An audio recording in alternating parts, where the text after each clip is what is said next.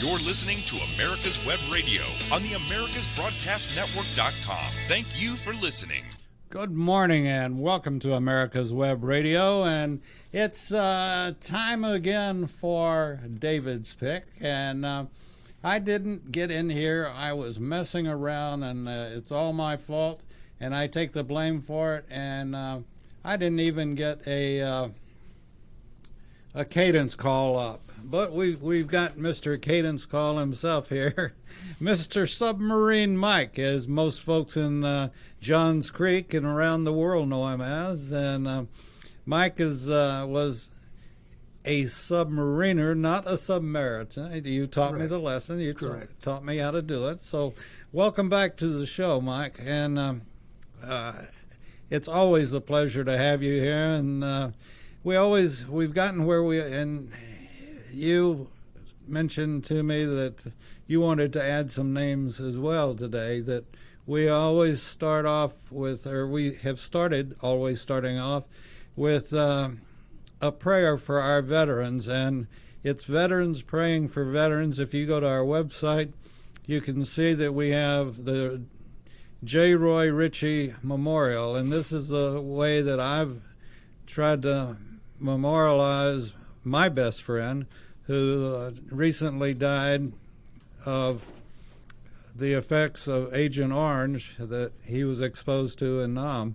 And everyone that I've talked to that has had an Agent Orange problem and has a friend that's died from it, it's a terrible death. And our government has finally taken some responsibility for it, but not as much as I feel like they should. But so we start the morning off with just a minute of thinking about folks. I want to mention a couple of names that we've had sent in to us. If you know of somebody that needs prayer, be sure just go to our website. There's a form there to fill out. We don't use your email address or anything like that, and certainly don't sell it. But we will mention their names. We have a Larry Kenyon. We have Liston Edge. We have, I think I'm going to leave this one to you. We had it sent in by someone that knows him as well. So you want to mention that name? Peter? Yeah. Peter Manfrey. Peter Manfrey. Yeah. Peter's a good friend. And Philip Calhoun, who is in the Air Force. And we just, folks, we're going to take just 1 minute out of our busy schedules. Mine's not so busy, but everybody else's is. But let's take 1 minute and think about our brothers and sisters that served and need that extra help right now. We'll be back in 1 minute.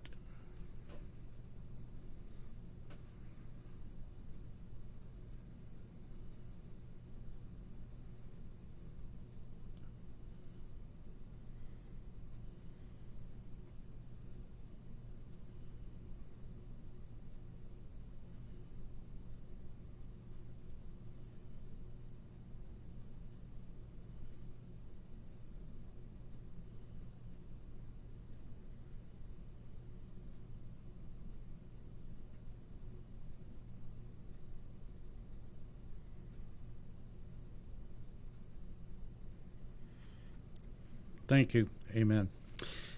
David, yes, sir. If you don't mind, I'd like to add two names. Sure. I recently lost two shipmates this past week, as a matter of fact. One served with me on the USS Pomadon back in 1966. Lieutenant Don Curtis passed away Christmas evening in hospice care. He had his family with him, thank goodness. And on the 26th, the following day, I lost a friend of mine, Mike Austin, who lived here in Atlanta and was a member of my Grayback Base submarine veterans group here in Atlanta. I'd like to add them. They're both now on what we call Eternal Patrol. And, you know, as we go into a new year and we look back on 2020, it's been a tough year for lots and lots of folks, and 2021 is going to be as challenging, if not more so. And with that, we've got to keep our veterans in mind, and we've got to not only keep them in mind, but take care of them and make sure they're taken care of. And this brings me to one final point, and that one final point is that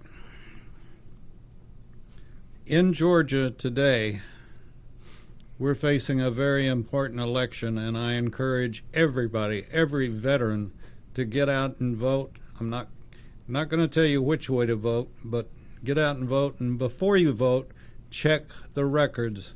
You've got one empty suit running for office, and then you've got a second man that proclaims to be a reverend, and yet he's pro-abortion.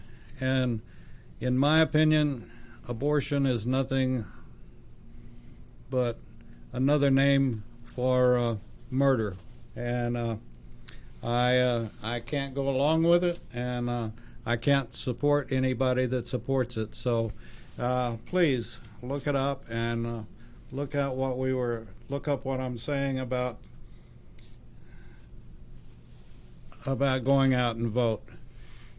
And people like the gentleman sitting across from me, who I respect highly, is the reason that we can go out and vote. And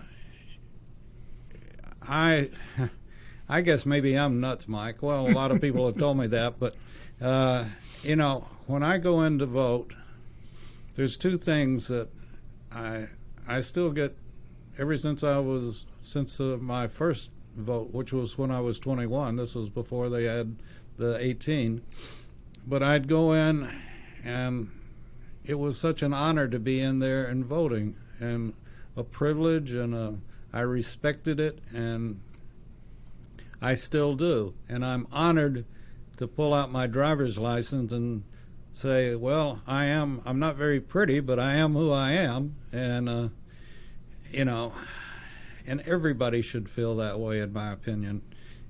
We've got such a wonderful country, and that country has been saved and served by folks like Mike sitting across from me, better known as Submarine Mike.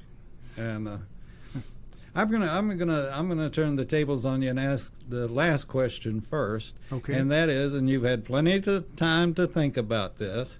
And I know you're in the Navy and probably got so much water in your head you can't, still think like an Army person can. But anyway, and I know this holds true for you because I've sat at the table with you. But did you ever come up with that name of a veteran that could tell only one story? No, not possible.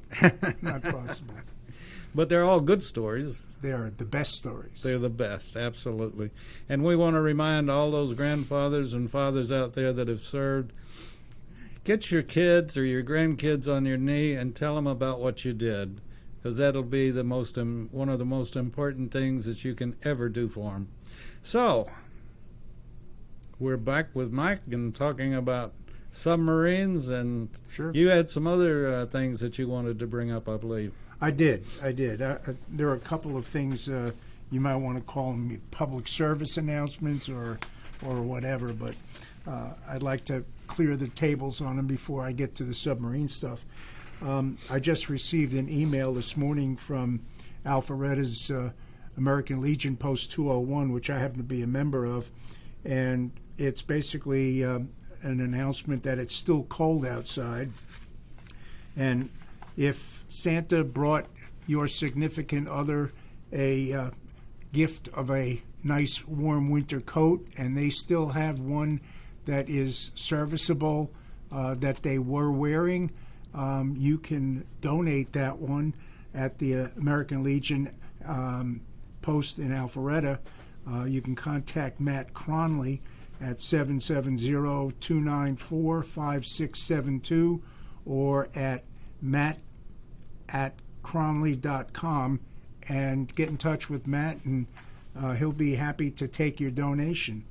Also, I received an email from the chaplain of my VFW post, 12,002, indicating that a couple of our members have come down with COVID. They're both on the rebound, but he just wanted to make mention of the fact that we're hoping that 2021 will turn out to be a better year than 2020, and hopefully it will be for all of us.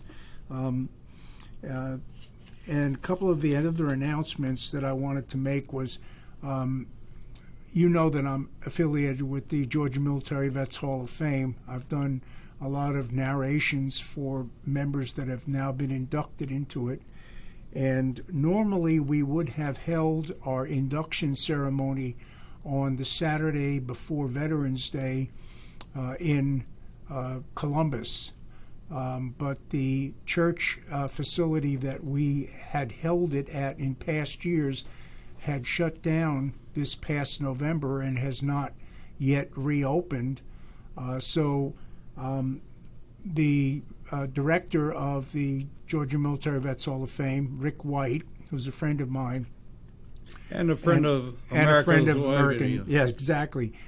He lives in Johns Creek, and he requested if we could not use the amphitheater in Newtown Park for an induction ceremony, which at this point it's in the hands of, or will be in the hands of the government folks at Johns Creek to see if they have nothing else planned.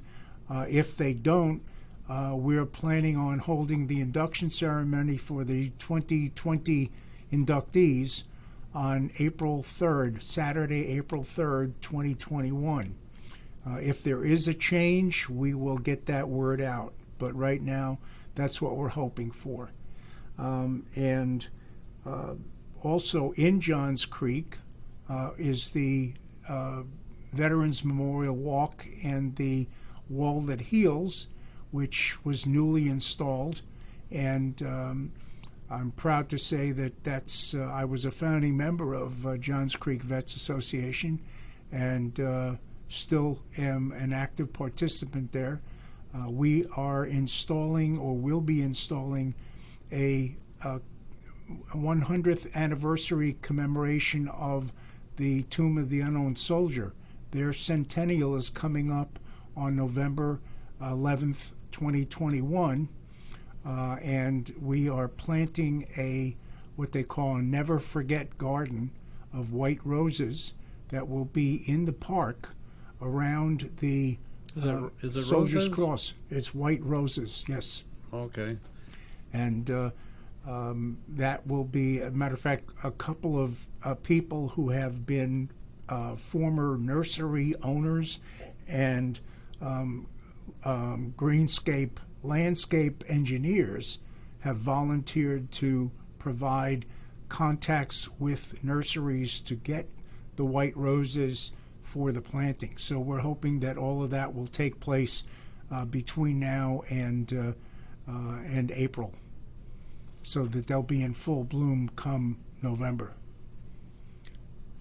So that will be beautiful, and there's 58,000 names on that wall that have helped keep all of us free and gave their ultimate sacrifice. And maybe you know, Mike, when are they planning on putting the kiosks in with the computer? I don't know exactly when. They're still working on that, but I can tell you this: we are going to be planting over time 58,000 plants. I'm not sure if they're tulips or... I thought I was told that they were going to be tulips. They could be. I think the first 3,000 are going to be planted probably as soon as we get into the spring, and then in groups of, I guess, 3,000 at a clip until we get to the full 58,000. It's if you haven't been there, it's quite humbling and quite a sobering walk, and just whether you had a loved one or a friend that served in Vietnam, just show your respect and take the walk. And I think you'll be very pleased. It's like we often talk about this. If you see someone that is wearing a baseball cap that says I'm a veteran or I served on this or that or whatever, or you see someone that's in active duty and has their uniform on, whether it's a military person or a first responder, and I've started bringing this up, is that our military they're all first responders, in that there's not a country in the world that responds to a natural disaster or the call for help faster than the United States. So we are all first responders. If you're a vet, you were a first responder. If you're an EMT or whatever your position might be, we salute you. And if you see a cop or you see, and by the way, we believe in BLM, Blue Lives Matter, and that's what we support. And if you see someone in uniform at wherever you might be, offer to buy them a cup of coffee, a drink, a lunch, a dinner, whatever it might be, and they will appreciate it, but I can guarantee you'll appreciate it more. The feeling that you will have after you've bought somebody that is a first responder covering your back will be more important than it'll make your day a lot better than it will even the person that you just did it for. An amusing story to that. I was having breakfast at the Uptown Cafe in Johns Creek with a friend of mine, Hawkeye, and we get together every month for a Vet Buds meeting, and so he and I said, let's get together and have breakfast one morning. So we went and met at the Uptown Cafe and had breakfast. Know it well since I live there. Yeah, and so there were a couple of firemen that were having breakfast as well. And I told the waitresses, bring that check to me. And I figured, okay, there's going to be 2-3 guys. By the time we had finished our breakfast, there were 3 fire trucks outside, and there were 8 or 9 guys having breakfast. So I paid for all of them. It was about $100, but it was certainly well worth it. These guys do a great job, and they're fabulous. EMTs and first respond fire folks. You know, it's sort of like, we were talking on a show yesterday about how can you not love and respect our police department, our firemen, our ambulance attendants, and you know, it's the perfect example was in Nashville. The cops running towards the van, they weren't ducking and who did people call? They called the cops. They didn't call a social worker and say, hey, can you come over and talk to a bomb that's about to explode? They called the cops, and we all will.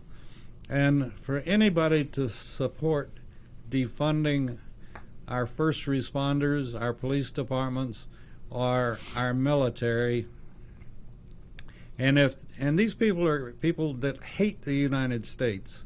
And I made an offer yesterday on a show. If you hate the United States and you want to badmouth my flag, my country, well, I tell you what, I'll buy you a one-way ticket to Venezuela.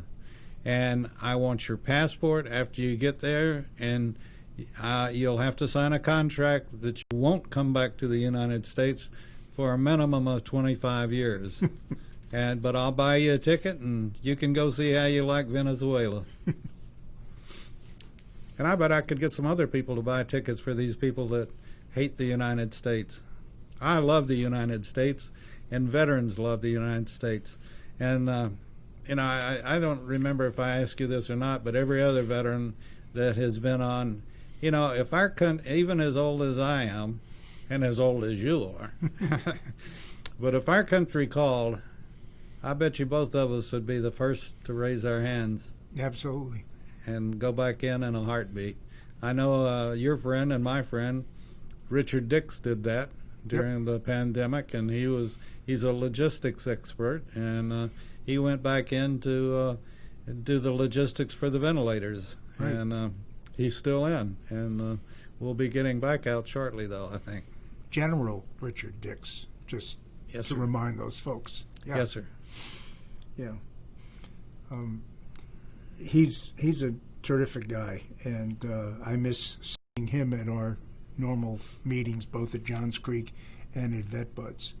Well, he's moved sort of down country from us, too. Yeah, that's true. That's and true.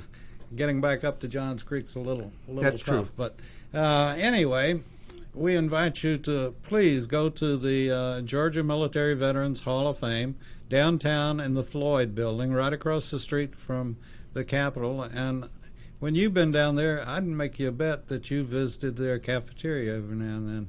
Absolutely. It's pretty Yeah. good chow. Very good. Yeah. Yeah. So make a day of it. Take your family, take your grandkids or your kids with you, and let them see what real heroes look like. And also make a time and a day to go out to Johns Creek, Newtown Park, and visit the Healing Wall, or the Wall that Heals, and pay your respect to the 58,000 that died in Vietnam for you and me. You asked about the kiosk. I'm not sure exactly when it's going to be installed, but it is going to be an interactive kiosk. So it will have a screen on it, I think a touch screen. And if you're looking for a name, you look up the name and it will tell you what panel, what line, and what location that person's name is on the wall. So you can find a relative or a friend that you know may have been involved in Vietnam in past. You can find their name. You know, and I mention it in passing as well. While you're there, go on to Peachtree Corners. They have a nice memorial too. And you know, Vietnam veterans are finally, in my opinion, getting the respect that they deserved when they came back from service. And again, please, if you are a family, if you're a veteran and you need prayer, or you know of someone that does that's a veteran, please go to our website and just click on the J. Roy Ritchie Memorial and send us their name, and we'll be glad to mention them on the air and ask the veterans. And we have a number of veterans that listen to us across the country, and we believe in it. So we'd appreciate you going to it, and let's get back to talking about submarines. Sure. And you had, again, another couple of stories there, I believe. I do. I have one that I can tell about the time that we almost got cut in half by a big cargo ship, these big container ships that you see on the ocean. It was a very rough sea, and we were on the surface at night. It was about 2-3 o'clock in the morning, and the waves were coming over the ship, and it was going up. It was porpoising, as they say. Every time it would go down, the radar mast would go beneath the water, beneath the waves, and we would lose sight of where the ship was that was coming towards us. The first time we picked it up was 2,000 yards, which is a nautical mile. The next time we picked it up, which was about maybe a minute and a half later, it was at 1,200 yards and closing. And we didn't know which direction it was going. You needed like 3 points to be able to triangulate. And the third time we picked it up, which was much closer, it was only 800 yards. And it almost cut us in half. I mean, we could see, I could read, I was on topside watch at the time, and I could read the names on the side of the containers. That's how close it was as it passed by. So we were very lucky that night, and that's one of the stories that, you know, is typical of back in the day on an old diesel electric submarine. Today, on a nuke, that would never happen. You're going to be submerged. You're not even going to know what's going on, and you're not even going to feel the rough water if you're down below 300-400 feet. You won't even feel it. It's like walking on the concrete floor. So, but that was one story. Another story I could tell is when we were operating off the coast of Vietnam, we had a salinity gauge in the control room, which would tell us the quantity of salt water to fresh water. And as we would pass by a stream or an inlet, a river inlet that's coming into the ocean, of course, that's going to be fresh water coming in from the mountains and dropping down. So the salt content is going to be less than what it is out in the sea. And if you're traveling submerged at about periscope depth and you're close in, as we were, you probably have maybe 80 or 90 feet below the boat. As soon as you hit that freshwater patch, you're going to drop like a stone, because the salt content in the water is not the same. And when it's fresh water and not salt, you don't have that buoyancy. So you're going to drop. And you have to be very careful that you don't drop and ground. So it's just, you're not traveling at a fast speed. You're traveling like maybe 2-3 knots, just enough to not cavitate and make any sound. And so it's very, very difficult traveling there. And that was part of the problems that we had. I can tell you about an issue that we had with a crankshaft, where we had to leave the operating area in Vietnam and we had to travel to the Philippines. And that's people that are familiar with diesel electric submarine motors. Fairbanks Morse makes a 12-cylinder opposed piston engine. I doubt that a whole lot of our listeners are familiar with submarines, but on that note, I tell you what, we'll finish the story when we get back. Stay tuned for more Submarine Mike on America's Web Radio and David's Pick. Hi, this is Rocky Blair, and I hope you'll make plans to join us on January 28th for Warriors for Hope. I'm thrilled to be a part of this virtual fundraiser for St. Jude's Children's Research Hospital and Warriors to Citizen. These organizations do so much to support veterans, first responders, and families who have been touched by pediatric cancer. I'd also like to thank David Moxley and his show, David's Pick, here on America's Web Radio for supporting Warriors for Hope. And I know you'll want to join in and support this event as well on January 28th. So visit warriorsforhope.events. That's warriors and the number 4, hope.events. You can make a gift and reserve your seat for this virtual benefit. Again, that's warriors and the number 4, hope.events. Thanks for your support, and we'll see you at noon on January 28th. I'm your host, Dr. Hal. Every week, we come to you with the information that you need so that you will be prepared to advocate for your family and for yourselves when it comes to your health care. God forbid we get Ossoff and Warnock in the Senate, and the left gets what they want, which is a majority in Congress and the White House. First of all, health care will be more expensive. There initially will be a public option. The government will run it.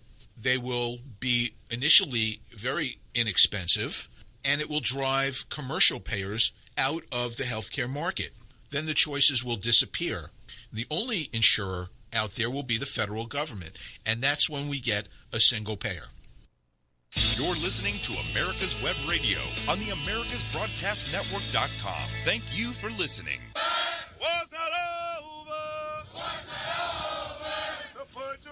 I just couldn't get away from it. I had to play one part of a Jody just to get the feeling right.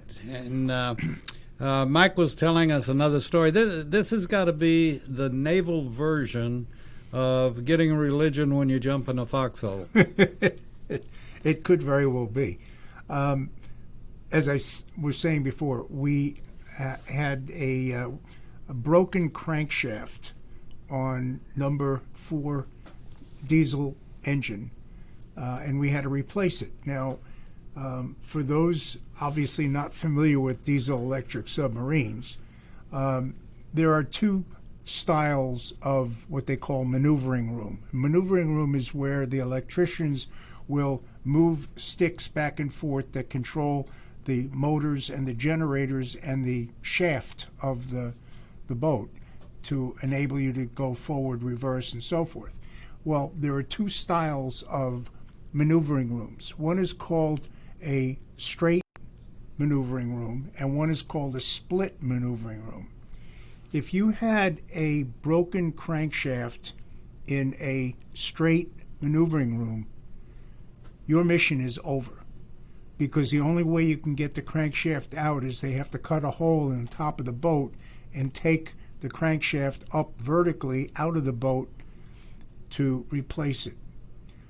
Fortunately, we had a split maneuvering room, which meant that we literally opened up the engine, took the upper crankshaft out, and 6 of us carried it into maneuvering room, and then from maneuvering room into the after torpedo room, and we basically offloaded the crankshaft as we would have offloaded a torpedo.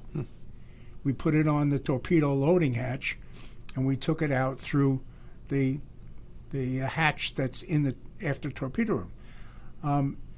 That's the only way that we could have gone back on station in Vietnam. Well, what we had to do was we went to the Philippines. At that time, back in the 60s, we had submarines that were based in the Philippines, and we had to find one that had a same engine, Fairbanks Morse, as opposed to General Electric, a Jimmy, because that crankshaft would have been a different size. But if they had the same motor, we had to go into their storage container, break the lock, take our old one, which was no good, put it in their spare, and take their good one so that we could offload it. They needed the old one so that they could get a replacement. And we took their current one, their spare, and brought it back down to the boat and unloaded it as we would a torpedo, and then did the reverse, walked it back through maneuvering into the after engine room. And we actually installed it going back to Vietnam while submerged.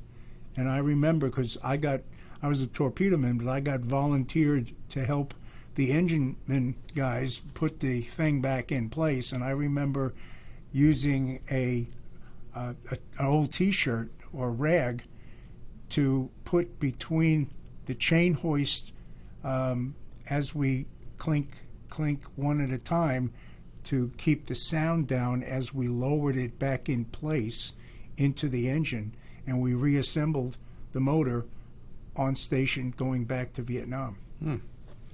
What a story. What a story. That's this is the thing, and this is the exact reason that we do the show, or any of our veteran shows, and we do a number of them now. And I know that all listeners aren't submariners or aren't veterans even, but it's sort of like Paul Harvey used to say, the rest of the story. Right? But I look at it like the stories that the veterans that come in, like yourself, come in and tell are history that in many cases will never be written. But I hope the people that have never served or served in a different branch like myself, these are fascinating to me, and I hope they're fascinating to our audience, that they're getting something that, like I said, they'll never see it in a history book, or doubtfully anyway. And these are just great stories that our veterans have to tell, and we look forward each week to a different veteran coming in and talking about what he or she did. And I always like to say one word about the folks that I have the greatest respect for, and that's the dust-off pilots that saved so many lives in Vietnam, particularly in Vietnam. And they did such outstanding work. And then I've got to show my respect for Mike and what he did with I can't imagine serving on a submarine. I could drive myself into claustrophobia sitting in the studio. But when I'd hear that hatch close, I think that's about the time I'd lose it. But it's definitely an experience that you will never forget. I recently sent a video, a YouTube, to a friend of mine. His granddaughter was interested in submarine engineering, and I sent her a video of a fellow that had been on the USS Toledo and went. He was visiting, and he climbed in a torpedo tube at the under the ice cap, and the purpose of that was to. It's a kind of a thing in the submarine service. You want to go in and write your name on the inside of the outside door, and it was so cold because it was under the ice cap that the black Sharpie marker wouldn't write it that well. But he went in, did it, and climbed out. But it's a great YouTube video, and you can probably look it up if you're interested in that thing. It was really something. But it's definitely in terms of size. We talked earlier about the size of the nuclear boats compared to the current ones.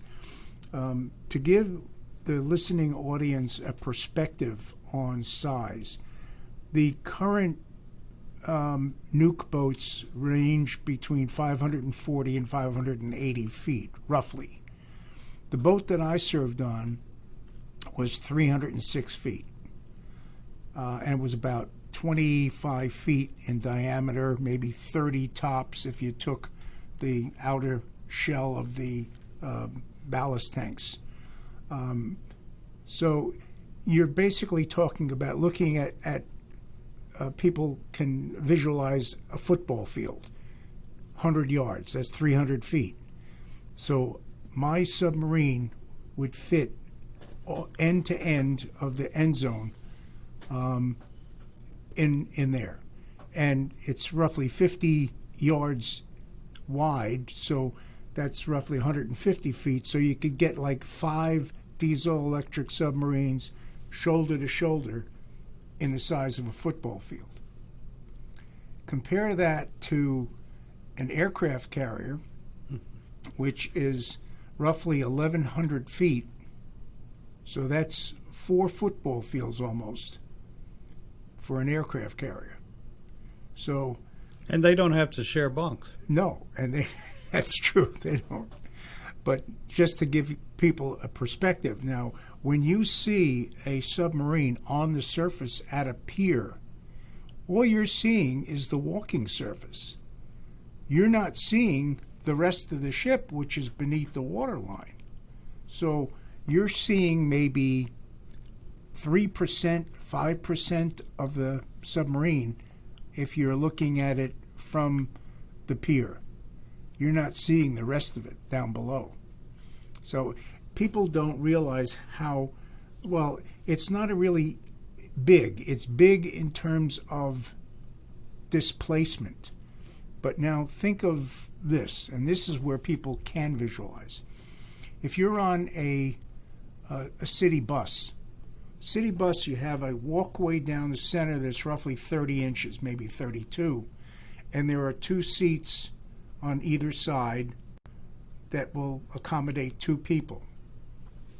If you had 2 seats additional on either side that would accommodate 4 to 6 people, that is the compartment size of a diesel-electric submarine. It's roughly 30 feet 25 to 30 feet in length and roughly 30 feet or 25 feet wide. So there are 10 compartments, so that's your 30 feet. 10 times 30. As they say, and this is another reason that I could never be on a submarine. I don't want to get to know my buddy that well. But I assume that on this, and I kid about that, but at the same token, again, we've talked about this, many of the vets have, that, the relationship that you have with other vets, no matter what the branch is, or the relationship that you have with the people that you served with. And I would venture to say that the submarine people, because they have to be crazy to be on a submarine anyway, so crazies like to stick together, and you all probably have a closer knit group than any other Absolutely. group in the world. That's absolutely true, because unfortunately, one would say that in a foxhole, your best friend is the guy in there with you, but there's only 2 or 3 of you in there. If we lose a submarine, we lose everybody, because they're not traveling at 20 feet or 30 feet below the waterline. They're a couple thousand feet at this point. So if I may, I would like to read a poem. A friend of mine, Keith, was here last week on Christmas Eve morning, and I didn't realize that he was going to be doing that show until Rick asked me to do the one on New Year's Eve morning, and I agreed to do that. But I would like to, since this is still holiday week, I want to read you a poem that most people will think is amusing. It's called "'Twas the Night Before Christmas," submarine style. 'Twas the night before Christmas, and what no one could see, the men with the dolphins were under the sea. Most of the crew was flat on their backs, snoring and dreaming, all snug in their sacks. Those men on watch were making their rounds, some manning the planes or listening for sounds. But back in maneuvering or down in the room, they all hoped the oncoming watch would come soon. I'd finished some PMs, that's planned maintenance, whose time was now due, and hoped for some sleep, even an hour or two. Against better judgment, I took a short stroll and found myself wandering into control. The navigator had the con, the chief of the watch was in place. The chief of the boat had the dive and a scowl on his face. The helm and the plainsman were relaxed but aware. The quartermaster and E.T. were discussing a dare.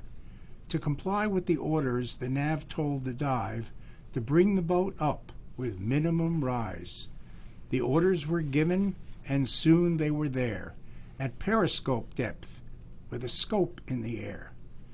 The quartermaster confirmed our position with care. The broadcast was copied. We brought in some air. The nav on the scope let out a small cry.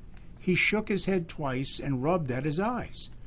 He looked once again to find out what it was.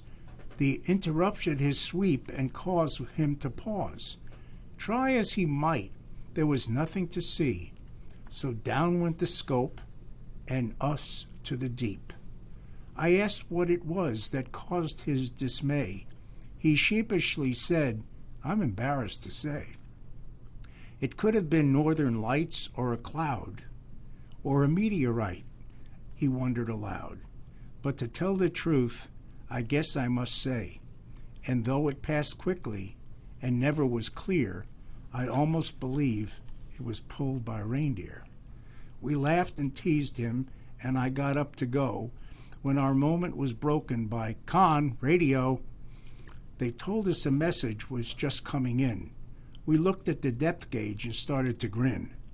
"Radio Con, I feel safe to say your attempt at a joke is too long delayed. If I had been sober, it might have been neat, but I doubt we're receiving at 400 feet. Con radio, you can come down and see. We're not playing games to any degree. I headed aft with nothing better to do, surprised by the fact that it was still coming through. It stopped and was sent to control to be read. The nav read it slowly and scratched at his head. Then again he began, but this time aloud, to those that all waited, a curious crowd.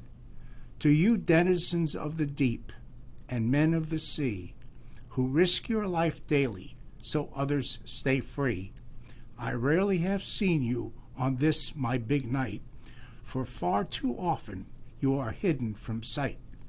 But purely by luck I saw you tonight, as your scope coaxed the plankton to glow in the night. And lucky for me, I finally won the chance to say thanks for all you have done.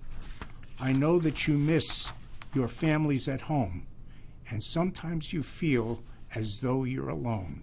But trust what I say, and I'll do what's right. I'll take something special to your families tonight. All the gifts I will take to your kin, I visit your dreams and leave word within. There, hear of your love and how you miss them. I'll tell them that soon you'll be home again. It might not be much, I know this is true, to thank you for all the things that you do.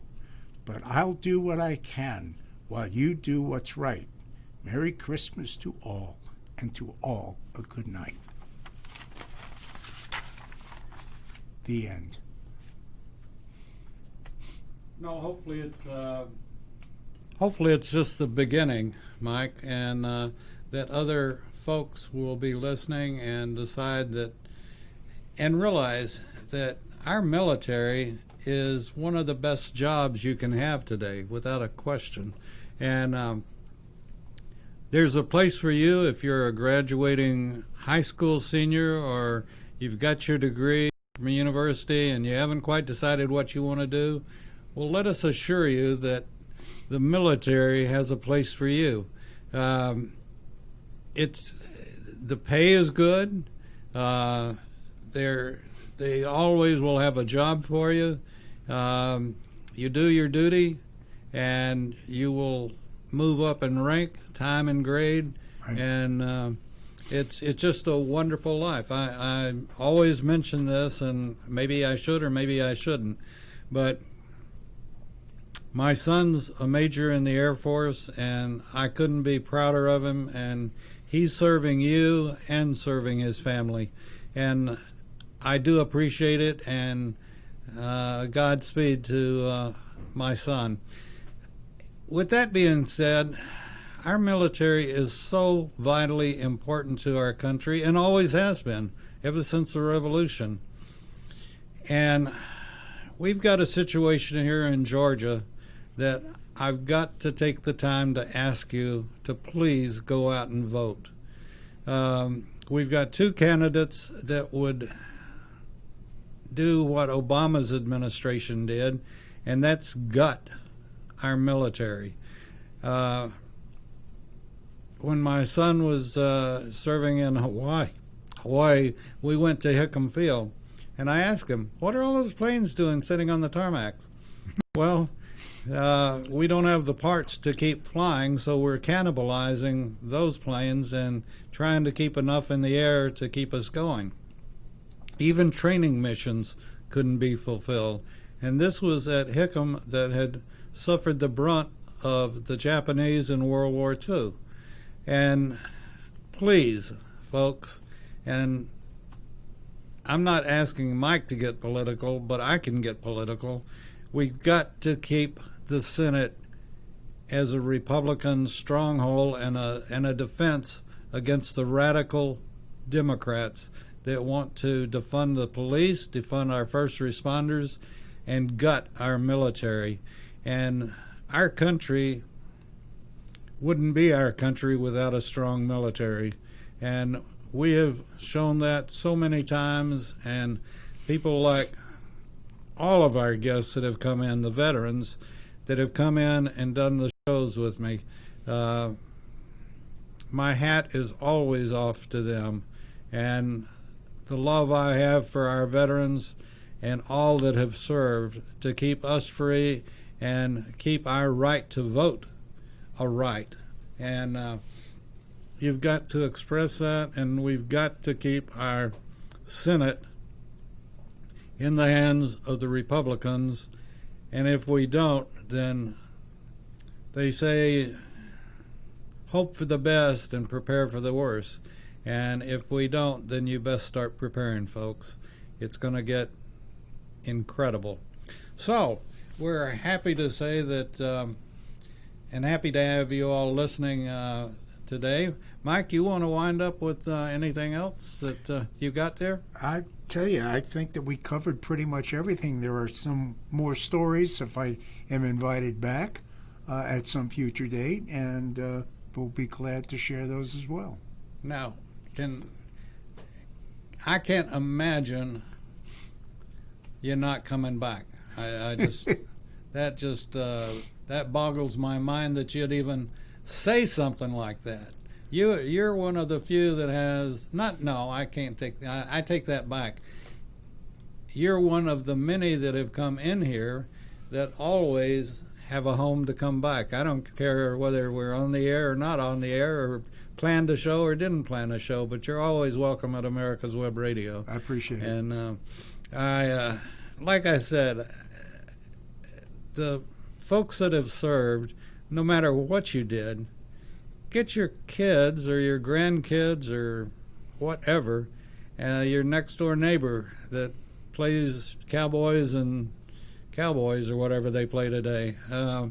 But tell them about your service and tell them about the military and what a great organization is and how you'll make the best of friends when it's associated with any form of the military, be it a veterans group like Johns Creek Veterans, or just any group, VFW, Veterans Foreign Wars, just on and on. And they are the best people.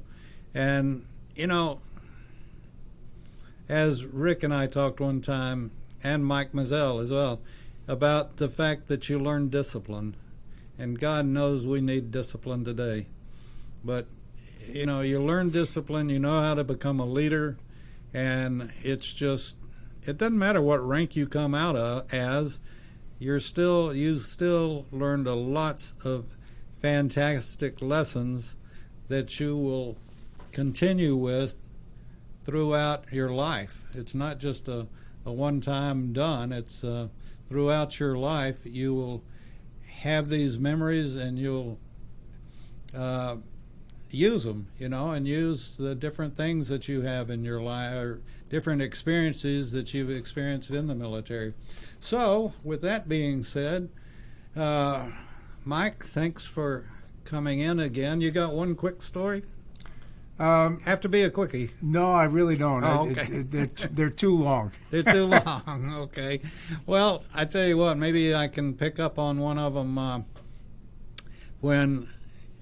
if I get invited back to the JC Veterans. Sure. When you all open your doors again. I'm not sure I can take the amphitheater. Which should be the fourth Wednesday in January. Oh, really? So Yeah. You're going to be back in Yeah, full operation, huh? I believe so. Fantastic. Yeah. Fantastic. That's good news, and I will try to remember that between the studio and my office and write it down somewhere. Sure. But it's just a great group of people. And the one other thing that I'd like to quickly mention is that in so many times, in so many cases, and please correct me if I'm wrong, but we look at the military as men only, and that's hardly the case. There have been some fantastic women in the military, and that served in most wars, actually. Sure. And like we had Pete Mecca, in his show, A Veteran's Story, was talking about the actors and actresses that served in World War II. Sure. And I had no idea that B. Arthur was a Marine. Oh, absolutely. Yeah. You know, and then we have all the other actors, but so many of them. Donna Rowe, I believe, Well, Imogene Coca was she was I think a captain or a major. Wow. And she was a nurse, and she when she had gone over to do a USO tour, the place that she was in with Bob Hope, I believe. with Bob Hope was bombed, and they wanted to clear her out. She says, "I'm a nurse. She just let me in," and she took care of the patients. That's an incredible story. See, you had a short story. Yeah. No, it just I feel sorry for the folks that haven't served in some shape, form, or fashion, and that they don't know what they've missed. And I don't know where. I have a pretty good idea where Hollywood stands today, but the ones that sacrificed during World War II, and Glenn Miller that died, Sure. and just so many. And this is something that, to me, is a sin when our history books don't acknowledge these folks and don't acknowledge all the people that volunteered and risked their lives and gave their all to be in the military, and a lot of them volunteered for the front lines. They didn't want to be in the back. They wanted to be right up front where the action was. And certainly Jimmy Stewart and all the others. So with that said, we're going to put the plug in the jug and get out of here. And Mike Kotler, thank you for coming in again. And Thank you. Something that we can do. We'll be back with more after this. You're listening to America's Web Radio on the AmericasBroadcastNetwork.com. Thank you for listening.